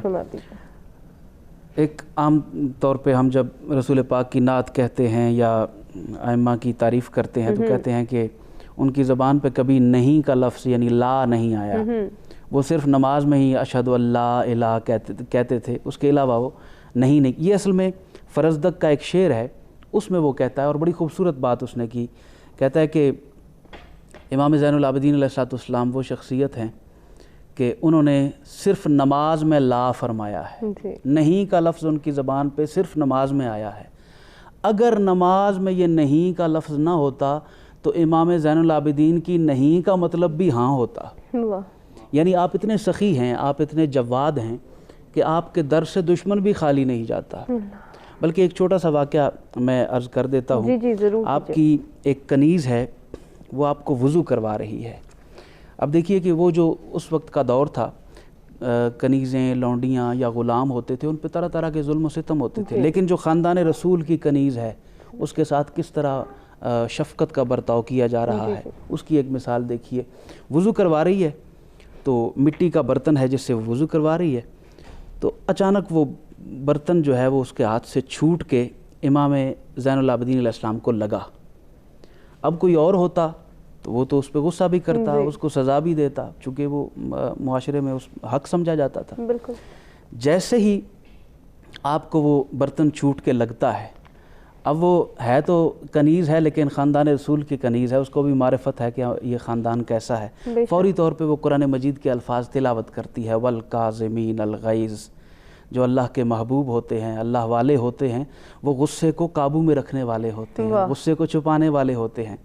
امام زین العابدین مسکرائے، فرمایا ٹھیک ہے، تو نے قرآن پڑھا ہے، میں نے غصہ چھپا لیا، میں تجھ پہ غصہ نہیں کرتا۔ فوری طور پہ وہ قرآن مجید کے اگلے الفاظ پڑھتی ہے، کہتی ہے وَالْعَافِينَ عَنِ النَّاسِ، صرف غصے کو چھپاتے نہیں ہیں بلکہ لوگوں کو معاف بھی کر دیتے ہیں۔ سبحان اللہ۔ آپ فرماتے ہیں ٹھیک ہے، میں نے تجھے معاف بھی کر دیا۔ آگے وہ پھر قرآن پاک پڑھتی ہے، کہتی ہے وَاللَّهُ يُحِبُّ الْمُحْسِنِينَ، اللہ تعالیٰ احسان کرنے والوں کو پسند فرماتا ہے۔ بہت آپ فرماتے ہیں کہ میں نے تجھے غصہ بھی نہیں کیا، معاف بھی کر دیا، اب احسان یہ ہے کہ تو ہے میری کنیز، میں تجھے آزاد کرتا ہوں۔ بہت خوب، ماشاءاللہ۔ یعنی 3 جملے قرآن مجید سے وہ پڑھتی ہے، تینوں کے بدلے میں آپ اپنے کرم کا اظہار فرماتے ہیں، اپنے لطف و کرم کا اظہار فرماتے ہیں۔ تو بلکہ اگر ٹائم ہو تو ایک چھوٹا سا واقعہ، اگر حضرت سیدنا امام زین العابدین علیہ السلام کے پاس آپ کا ایک خادم غلام حاضر ہوا، عرض کرتا ہے کہ سرکار وہ ایک بندہ ہے تو وہ آپ کے خلاف باتیں کرتا ہے، آپ کو برا کہتا ہے، آپ کے بارے میں مختلف باتیں کرتا ہے۔ آپ نے چلو اس کے پاس چلتے ہیں، یعنی وہ برائی کر رہا ہے، آپ اس کے پاس تشریف لے گئے اور جا کے اس کو ارشاد فرمایا کہ اے مسلمان، تو میرے بارے میں جو کچھ کہتا ہے اگر وہ سچ ہے تو اللہ تعالیٰ مجھے معاف فرمائے، اور اگر تو جھوٹ کہتا ہے تو اللہ تعالیٰ تجھے معاف فرمائے، میرا تجھ پہ کوئی مواخذہ نہیں۔ یہ وہ کریکٹر ہے جو سفیر حسین، سفیر کربلا سیدنا امام زین العابدین علیہ السلام ہمیں دیتے ہیں، اور کربلا سے اور آپ کے کریکٹر سے جو ہمیں ایک سبق ملتا ہے وہ عبادت، ریاضت، سخاوت، برداشت، عفو و درگزر، یہ ساری چیزیں جو سیرت رسول میں ملتی ہیں وہی سیرت امام زین العابدین علیہ الصلوۃ والسلام میں یقیناً، اور آج ضرورت اس امر کی ہے کہ ہم ان تمام تعلیمات کو اپنائیں. اللہ تعالیٰ ہمیں توفیق عطا فرمائے کہ ہم جتنی بھی ڈسکشن ہوئی، جتنی بھی تعلیمات کا تذکرہ ہوا، ان کو اپنا سکیں اور اپنی زندگی اور آخرت دونوں کو سنوار سکیں. تمام مہمانوں کا شکریہ ادا کرنا چاہیں گے جن سے بہت کچھ سیکھنے کا موقع ملا، اور امید کرتے ہیں کہ آپ کو بھی آج کا پروگرام پسند آئے گا. ناظرین، آپ سے اجازت لینے کا وقت ہے. اپنا خیال رکھیے گا. اللہ نے کے بعد.